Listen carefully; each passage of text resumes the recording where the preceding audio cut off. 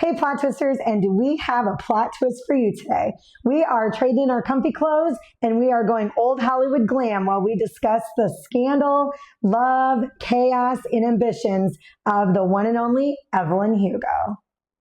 Evelyn Hugo is an aging Hollywood legend who is ready to tell her glamorous yet completely scandal-filled life to the world. So Evelyn Hugo had some very ruthless ambition, completely scandal-filled life, and 7 very, very complicated marriages. Evelyn reveals exactly what happened behind the fame, the fortune, all the rumors, and of course her signature emerald green gowns. As her story unfolds, though, it becomes very clear that her story is not just about Hollywood. It is about sacrifice. It's about ambition, as we've said already, about her identity, and of course, the greatest love of Evelyn Hugo. It is such a great story. This is actually the second time that I've read this one. I loved it even more the second time. So honestly, we cannot even discuss Evelyn Hugo looking like this. So give me 1 second while we go get red carpet ready. Hey, plot twisters, and welcome back. As promised, sitting here with my girl Nicole, and we're full of Hollywood glitz and glamour in the signature emerald green. So super excited to get to this one today. We kind of broke this one down a little bit different. She does have 7 husbands, so instead of just kind of getting into it, we did break it down by husbands. So we can kind of go through their importance because it wasn't always for love. We got a lot to cover today, so let's get to it. Let's go. So in the very beginning, she lives in Hell's Kitchen, and she's young. She's dying to get out of Hell's Kitchen. So husband number 1 is Ernie Diaz. And he was kind of her meal ticket out of Hell's Kitchen and into Hollywood. He was wanting to move to California, and he was her meal ticket. So she's seen the best way out, and she took it. Yeah. Do you think that she ever genuinely cared for Ernie, or do you think he was literally her first step of getting out of Hell's Kitchen? I don't necessarily know. She definitely wasn't in love with him. No, not in love with him. Did she care for him? I think like maybe towards the end, just because I think she respected him, so there was a level of care there because of that. Yeah. So. Yeah, I would agree with that too. She definitely wasn't in love with him, and she was very forthcoming about that in the book. Yeah, about how she wasn't in love with him, and he was her way out. Yeah, not very attractive or anything, but he did dote on her though. He did well, and she was known throughout the entire book to just be this very glamorous, very beautiful woman, and so he was, and she totally knew it too. Yeah, yeah. And he was, I think, a little bit excited to be married to her, and she maybe not as much. Yeah, she made that abundantly clear throughout that whole section. I'm like, oh, I kind of feel bad for Ernie.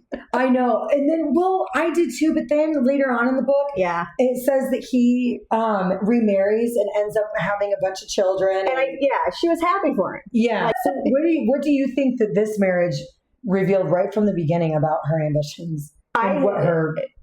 Yeah, I think honestly she was just ready to do anything at all costs because she knew in her mind that she was going to make it. I mean, I think she had that drive from her mom. It just kind of let you know that she was willing to do whatever to get what she wanted.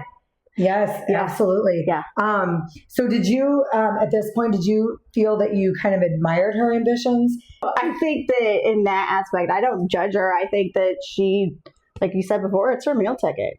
Yeah. She had no choice. I totally did. She had no choice. I'm like, hey, go for it, girl. Yeah, I did a little bit. I did judge her a little bit. Yeah. Because it does make you feel a little bad for Ernie that, here's this beautiful woman, and he's like, I've got it made. I've got this beautiful woman. We're going to have a family. We're going to do this. And she's like, nay. Yeah, but you're taking me to Hollywood, and I'm bouncing, Ernie. I know. But like I said, she did get some respect for him somehow, some way, but a different time. And she knew she was. This whole story starts in the late 50s. And so I think it was 59 is when it started. So as all the stories unfold, it does make sense on some of the decisions that she had to make because of the time. Agreed. So, when she gets to Hollywood, she ends up starring in her first movie alongside Don Adler, who is husband number 2. And so they were married for about 5 years in total. She was married to Ernie for about 2, and she was married to Don Adler for about 5 years.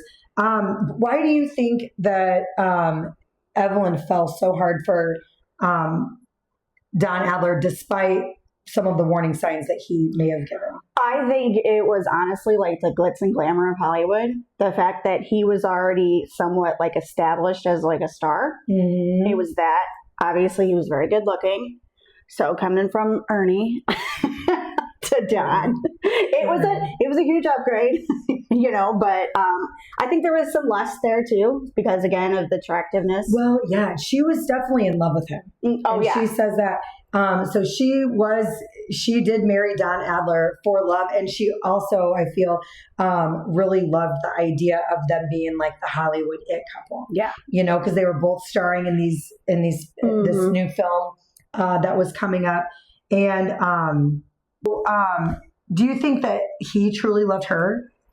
honestly, I think in the beginning he did. And I think just the way it was, some of his actions, it almost like his, I don't know if it was resentment or even jealousy, but it was, I think some of it came from a place for himself that he was jealous, but I also think that maybe him knowing, being in the life already, that maybe she would get caught up in it. Yeah. And I think that he did love her, and he loved the idea of them being together, but he did get his jealousy, I think, started, girl has been going all day. We're just going to have to, hey, like I said, if you don't love chaos, you're not going to love it here, because something is going to happen. It's fine. So, but yes, I think he did love her, but he also loved the idea of her because she was very beautiful, but he did want, once she was starting to become more famous, he was very jealous of that, that she was getting more of the spotlight, and he wanted to have kids. Yeah. And so remember in the book when he said, I don't want you to act anymore. I want you to start having babies. And she said no. And then we knew that wasn't going to happen. And then he hit her. Yeah. And then he started hitting her. And then he hit her. Then we don't like Don anymore. Yeah, no, we don't like Don. No, we don't like Don. No. She would tend to justify it because she knew what the life was like and how stressful it was. And so she would just kind of let him off the hook for it and say, well, he's stressed out. I won't give him babies. And the whole time he's wanting that traditional lifestyle. Right. To Don Adler, how do you think it shaped Evelyn Hugo's understanding of power and survival in Hollywood and having everything? I think after this and the love that she did have for Don, I think like with the abuse, it kind of made her better. So she was kind of like, I think it gave her the idea of like what she was going to need to do to get where she needed to go. Because then when they divorced, he tried to have her blackballed from Hollywood. And for that movie that they were starring in together, they were both supposed to be nominated for Oscars. And that was in their divorce papers, was that their production company, the studio, was going to drop her. And she was not to be nominated for an Oscar for that. So she was like, okay, well, I'm on my own again, but she was Survivor, as we'll get to it. She's creative. She's doing things. She is doing things. And so in this, when she was married to Don, that's when she did Little Women. It was a movie that she did, and it had the 4 women in there. And this is when she's introduced to Celia St. James. So after meeting Celia St. James, and they kind of figure out that they are in love with one another, but it's the 60s. They can't just go and be in a gay relationship, So now this is when everything starts to become so creative. And but I also think, adding on that, I don't think she realized what level she was at with that. I don't think she experienced that kind of connection and love before. Yeah. So I this agree. was like totally off the wall. And I don't even think at this point she knew that she was gay. No, she didn't. And as we like delve into the rest of the book, she will refer to herself as a bisexual because she was never. So you had Celia St. James, who was in like multiple relationships with other women. And for Evelyn Hugo, it was either men or Celia St. James. That was it. Yeah. And so the next husband, Mick Riva, which is so fun that Taylor Jenkins Reid does this, because you had asked me when you were reading this book, you're like, why does this name ring a bell? Yeah. And we had read Malibu Rising for book club a couple of years ago. And one of the main characters in that book was Mick Riva. Wasn't it his kids? Wasn't it Nick Riva or was it Mick Riva? It was Mick. It was Mick. Yeah. Okay. That's why I thought he was the musician. Okay. And they lived in Malibu. And the burning of Malibu was, I think, his kids. Okay. Anyway, we'll get to that eventually. Okay. But yes, so it's fun how she brings characters back into. Yeah, I'm like, wait a minute. Yes, and so she had a quick shotgun wedding to Mick Riva because people started to suspect and question, and there were rumors about Evelyn Hugo and Celia St. James. And so where Celia St. James was always like, I don't understand why you hide me. She wanted to go public. And Evelyn Hugo was like, no, we have too much to lose. Yeah. You know, we can't just come out that we are two women in love in the 60s. Because even though, Cecilia was a lesbian, she was never fully out in the open either. No, because you couldn't be. No, you absolutely could not be, and it was interesting too, not to like go down a rabbit hole with this, but how like the production would basically set her up, both of them, on dates with these men. Like, you need to be out with him and you need to be seen with him. And they did the same thing with her. Yes. Well, I think that's a lot in Hollywood. And like Mick Riva, now Evelyn Hugo gets this crazy idea because Mick Riva is on record, I think in a magazine article or something, talking about how he wants one night with Evelyn Hugo and all these things. And so she's like, I'm gonna take him to Vegas, get him drunk, tell him that I will not sleep with him unless we're married. And so that's what they did. They went to Vegas, they got drunk, and she's like, I won't sleep with you unless we're married. Yeah. So they go and have a shotgun wedding that lasted 24 hours. Yeah. Hello, Brittany. Yeah. And so they went and they did that, and in 24 hours she got an annulment. So do you think that it was like it was very manipulative? But he was on board for it too, so I wasn't mad about this one. I wasn't mad about. I kind of was like, oh, this is kind of fun, trying to like cover some shit up. But we're gonna do something naughty. And then when she was like, I have to be bad in bed. Remember that part where she's like, I had to be bad in bed. So she was purposely bad, and he was like, yeah, this isn't going to work for me.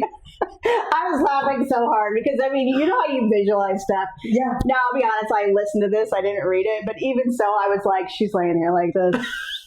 And you just see this guy on top of her just going away.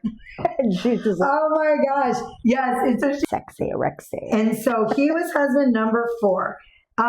This one I did not mind. They were married for about 6 years, but this was also the one that from the very beginning, it was basically a business transaction. You know, they were in agreement. They had separate bedrooms. And there was no romance there at all. They could both see other people as long as the media didn't catch them. Yeah. So, but do you think that because of the lack of romance, they still respected one another? I think they respected each other's careers. Yeah. And I think they, like you said, they knew from the beginning with it being a business agreement, like this is going how it's supposed to go. And I don't think that, I mean, despite that, I was kind of shocked that it lasted as long as it did. You know, I figured that it would be, another maybe like year type, but they went a whole 6.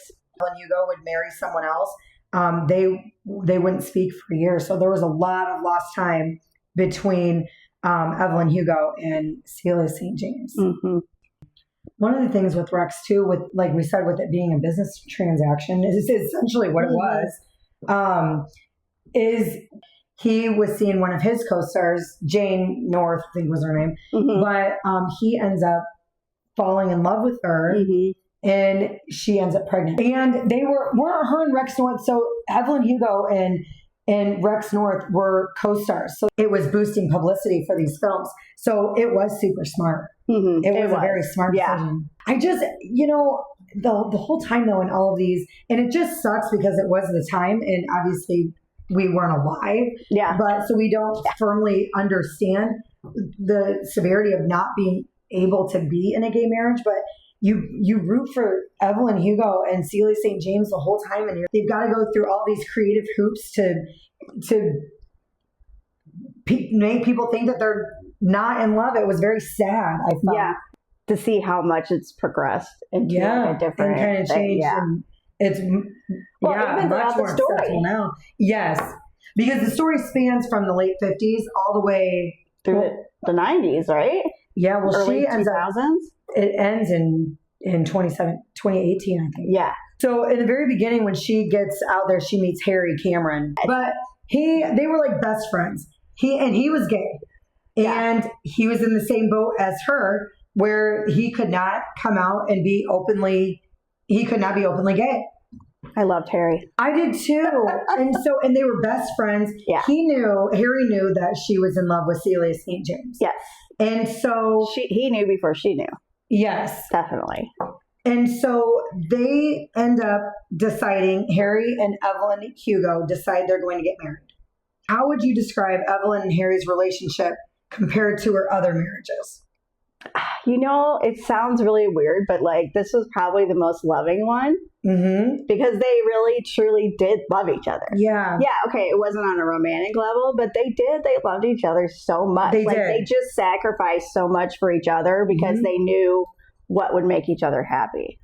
She wanted a child. Yeah. And so did he. And so they decided that together they were going to have a baby. And so they did, and they had Connor. While she was married to Harry, Celia was in the picture. They were married for 15 years. Yeah. Harry and Evelyn Hugo were married for about 15 years. So why do you think this marriage felt more emotionally intimate despite it not being romantic at all? Well, I mean, obviously you add in the component of a child, because that's huge. I mean, they had that respect for each other on top of there too, because she loved him so much as a dad. That was really big how she talked about him and how wonderful he was as a father. So that was huge. There was so much honesty between the two of them.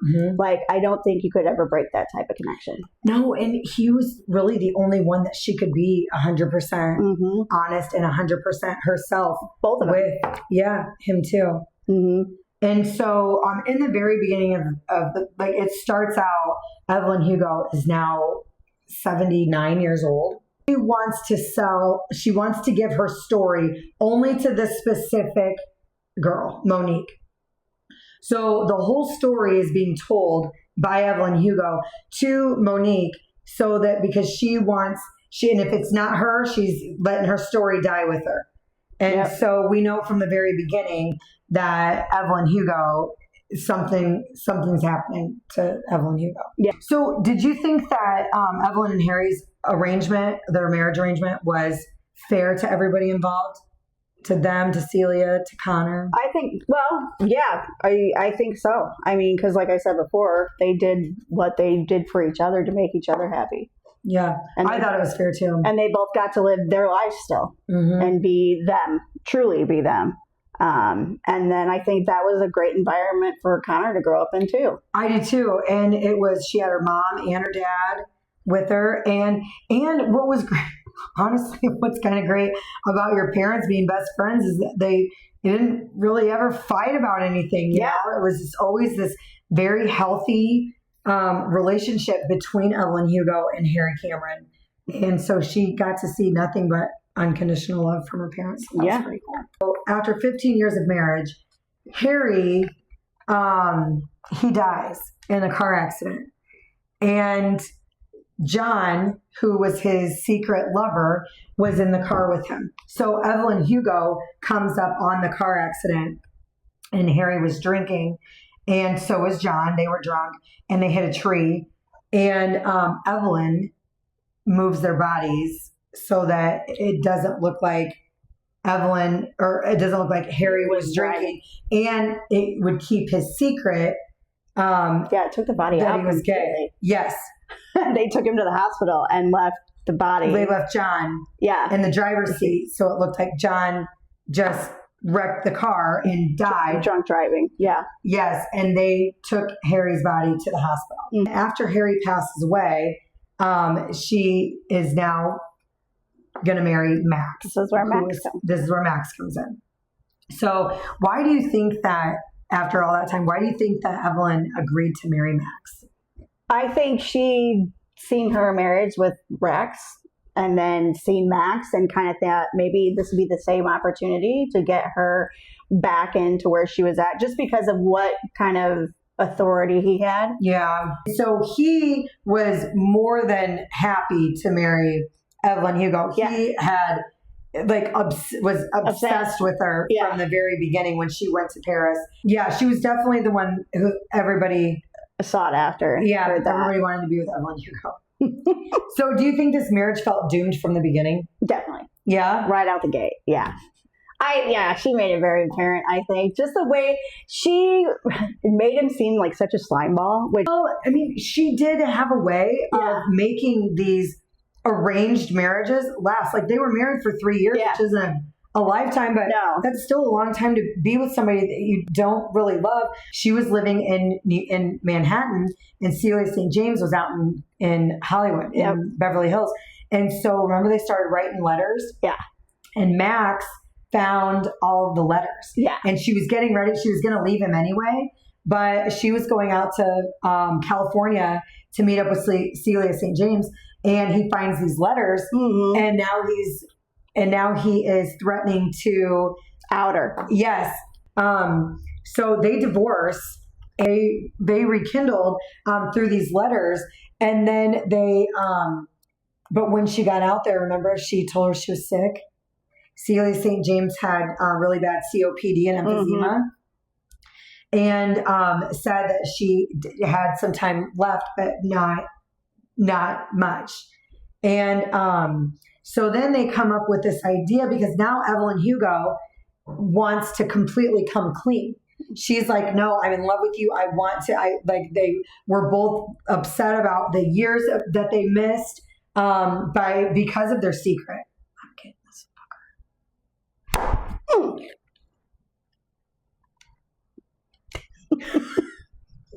Okay, so now they're like desperately wanting these years back that they missed with each other, because they had to keep these secrets, and so, but now she's dying, and she has this huge fortune and all of these things, and Celia St. James was like, no, and now the script is flipped, and it's Celia St. James who is like, no, we can't come clean, because then nobody will inherit all of her stuff. And she wanted Evelyn Hugo to get her fortune and all of her things that she had. And so they come up with this plan for Evelyn Hugo to marry Celia St. James's brother. And so this is where Robert Jameson comes into play. And but how do you think that Evelyn marrying Robert was different than her other 6 husbands? Just because, I don't know. See, because it's still an agreement. Yeah, it's definitely still an agreement. But didn't it feel like finality?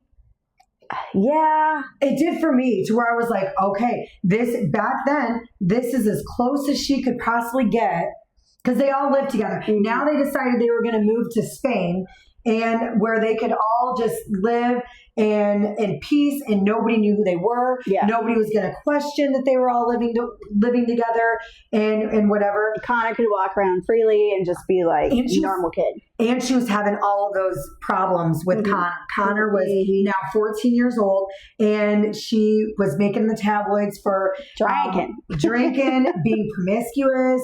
And just she was getting terrible grades in school, and so she was like, we need to do something. We need to do something now. Yeah, so they moved to Spain, and so now they're all living together in Spain. But yeah, I felt like this was as close as she could have gotten in there. Now, if they were just regular people, they could just live anywhere, wherever they wanted and be whoever they wanted. But because they were in the spotlight so much, they couldn't do that. And so it was still kind of an agreement, but yeah, this felt like final. It was almost what had to happen in order for her to actually be able to be with Celia. Do you think that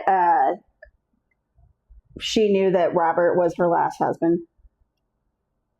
Yeah. I mean, I think that... Do you think, like, that's why you felt like that final, like, it's done? I definitely think that this was going to be her final husband, because now she's older. She was in her mid-50s. Yeah. And she's like, I'm done. My career is done. Because now, remember, she was like, and now I'm not even getting the roles I want. Now I'm playing the mother of these upcoming stars. But do you think with that, it gave her, like, some type of peace as well, too? Yeah.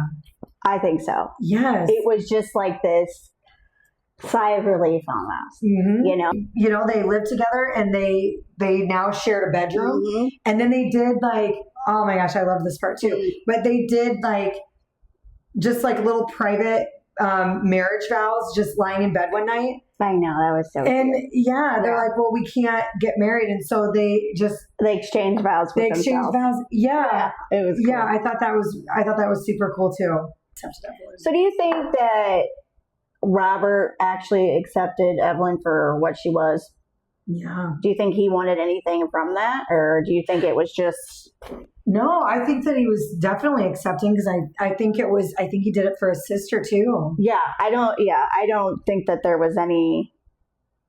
I don't think acceptance. I don't think there was any ulterior motives there for Robert. I think he wanted Evelyn to be happy. I think he wanted Celia to be happy, and I think that he knew, because then it was known that Evelyn, Hugo, and Robert were going to split.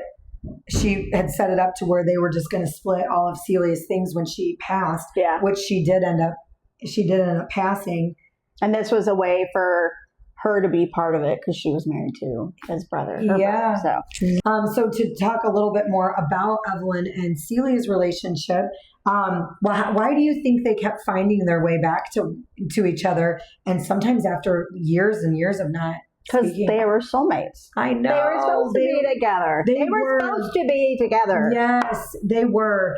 And it would suck because they were both so different in their logic behind how they wanted to do it. So Evelyn Hugo was always like, no, we need to like sway the media this way so that they take their eyes off of us this way. And Celia St. James was always the one that was like, no, I just want to be with you and I just want to come out. So every time Evelyn Hugo would do so, but she was also not just she was protecting their career and so in her mind, it was the only way that they could each have everything that they wanted. You know, like, yes, I loved her, but some of her decisions were selfish in Celia's eyes. But in Evelyn Hugo's eyes, when she was making those decisions with the husbands and the different things, she didn't think that she was being selfish. She thought that she was doing what was right. And Celia St. James was always like, you are constantly hurting me over and over and over again. Yeah.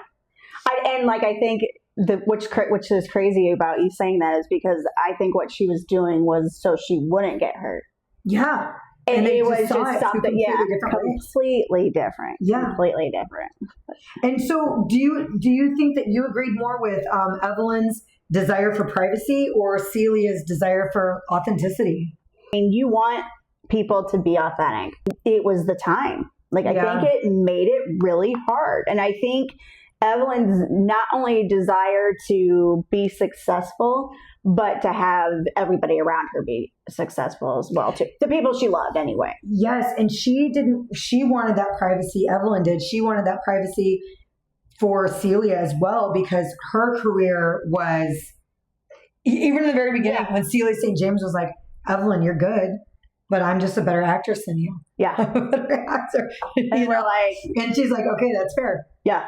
And so, so Evelyn Hugo also wanted Celia St. James to have that career and that everything that she thought that she wanted, but she did. But I do think that earlier on, I think Celia St. James would have been willing to lose it all to be with Evelyn Hugo like Evelyn Hugo was in the end. Probably. Mm-hmm. Yeah, you're probably right, but then it wouldn't have been as good of a story. I know. Oh, of course not. So the final chapters of this story, I felt like super emotional. Mm-hmm. So Celia dies of COPD and emphysema, Mm-hmm. and Robert dies. I'm not going to lie. I do not remember how Robert dies. He does. But Robert dies. Mm-hmm. And then Connor, her daughter, ends up with stage 4 breast cancer. Yeah. And she dies of breast cancer at age 41. And so in the story, toward the end, when Evelyn Hugo is describing the loss of her daughter, and she's like, I've suffered so much loss and sacrifice and everything throughout her entire life. And she's like, nothing can ever fix this. Well, nothing can ever prepare you for the pain of watching your own child suffer. Yeah, that was rough. Just because it's like, I felt like it was almost another thing that brought Evelyn back to reality. And so now Harry died, and she took that very, very hard. And then Celia died. Harry was her person. Harry was her person all the way. And then Robert died. And then Connor died. And so she literally was alone. Had nothing. She had nobody left. So now to kind of circle back around, Evelyn Hugo now has breast cancer. And so she knows what's upcoming for her as far as treatments and the suffering and her family. And I think through, even though it wasn't a long period of time, I think her and Monique kind of developed a relationship as well too. They did. So Monique, so remember back when we were talking about Harry and that car accident, and they took Harry to the hospital, and John was Harry's lover, and they made it look like he was drunk driving and hit a tree. Well, plot twist, that is Monique's dad.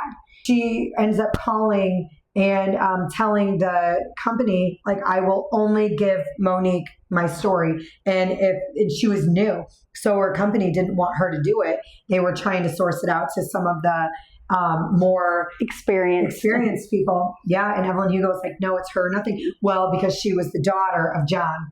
And so then at the end, now everything. Yep. And so, but all these years, Monique has thought that her dad was drunk driving and just hit a tree. And now she finds out that he wasn't driving, that Harry, his lover, was driving. And so Evelyn Hugo has kind of turned her life upside down. In a second. Like literally in like a second. And then the deal was Monique cannot publish this book, but she gets all the rights to the book. She makes all of the profits for the book. And she wants her to write it. She's going to write Evelyn Hugo's story with everything that she has just told her that we just went over.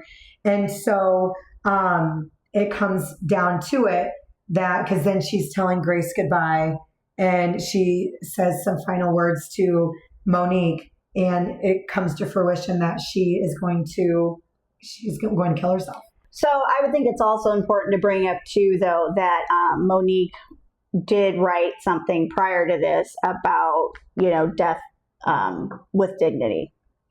Oh, like yeah. an assisted suicide when somebody has long-term health problems or and so terminal illness type thing. So they don't have to go through, all the pain and, stuff like that. So Monique did write. Yeah, she did. She wrote that, and then because Evelyn Hugo, when she first contacted her, said, "You did this piece," and I really liked it. And she's like, "Why would you read this story? Like, it doesn't make any sense. Yes. Like, why is Evelyn Hugo this amazing, Hollywood actor? Like, it was so questioned, in the beginning that she's just like, why in the heck does this woman want me? Yeah. So, do you think in the end that Evelyn Hugo's sacrifices were worth it? I mean, I guess. I mean, for what she wanted, she had some regrets, but I think it was just a reflection of what she did sacrifice for people to get. Again, goes back to what I said before, how she sacrificed for the people that she loved. She thought she was doing the right thing. Yeah, and I think that her biggest regret was all of the years that she missed with Celia St. James. Oh, absolutely. Especially when they finally rekindled and she was sick. Yeah. Celia was sick. I think there was a lot of guilt there for that. Right. Who was your favorite husband? Harry. I know, mine too. All the way. I don't care about anything else. Always Harry. Always Harry. Mick Reba was the funnest though. The most fun. Yeah, and he was Let's the do it shortest. 24 hours. He was the shortest. Yeah. What do you think the most shocking moment in the book was? I want to say it was, I think for me, it was Evelyn taking the bodies out of the vehicle. Oh, yeah. Like, I mean, I'm not surprised that she did it. I'm not surprised by that. I'm not surprised she did it. Not at all. But compared to everything else, it's like, okay, she's really going to do what she needs to do. Yeah, because she did not want Harry or Connor, or she didn't even at this point care about herself, but she did not want them to be publicly scrutinized. Yes, what was kind of crazy to me, though, that in the car accident was, so just because they were in the car together, and they were drinking together and they wrecked, like everybody was just gonna be like, oh, they're gay. That was kind of weird to me. That was the only thing that was a little odd to me, because I'm just like, I think that was just because I think there was so many times in life that they probably questioned Harry's. Yeah. I mean, because they talk something like that. They talk about old Hollywood all the time, how there was several, famous male actors that were gay. Yeah, look at all the shit that comes out, that's coming out now. And it's like, what goes on in Hollywood? Yeah. You guys are doing some fucked up shit out there. Weirdos. Did the ending make you cry? Yes. I know, me too. What a shocker. It did make me cry. Would you recommend the book? Absolutely. Me too. And I'm not a reader. Again, I'm a listener. But that's fine. Yeah, but it was. I listened to this. I read it the first time and I listened the second time, and it was good on audio. That big question to end it all. How do you feel about Evelyn and Cecilia's relationship? Oh my God, I loved it. It's crazy to think, because we live in a society that we live in now. And okay. I mean, sure, it's not like, perfect, but the fact that there was one part in the book where, remember they wanted to, Evelyn Hugo wanted to come out that she was in love with Celia St. James. She had been for years. And Celia St. James said, no, they could take your child. Yeah. Like being gay would authorize whoever, the state, or because Harry was already gone, to come and take their kid. So it's crazy that it was so dictated on who you essentially could and couldn't love. Yeah. I know. And I love their relationship too, just because it was, again, I don't know. I felt like this broad was super, really lucky. Yeah. She had two people in her life that actually genuinely loved her. Like loved her. And a lot of times people don't get stuff like that, and get that kind of love from especially two people, Yeah. How many stars out of 5? 4.5. Ooh, same. 4.5. 4.5. It was a great listen. So if anybody is a audiobook person, I prefer it. It's a good one. It was read very well. It's awesome. All right. I had fun. It was a good one. Well, thanks for coming on. Awesome. Thanks for having me. I loved it. And it's awesome. I know, it's so fun. It is good. And so thank you for tuning in. And next week, we have, what do we have coming up next week? We have another book. Oh, it's Jill. It's Jill. So coming up next week, we've got This Book Made Me Think of You. Jill Peart's coming on for that one. It is a good one. That is one that tugs and tugs at your heartstrings. So, anyway, we've got This Book Made Me Think of You coming up next week. So tune into that too. We'll see you guys later. Bye. Bye.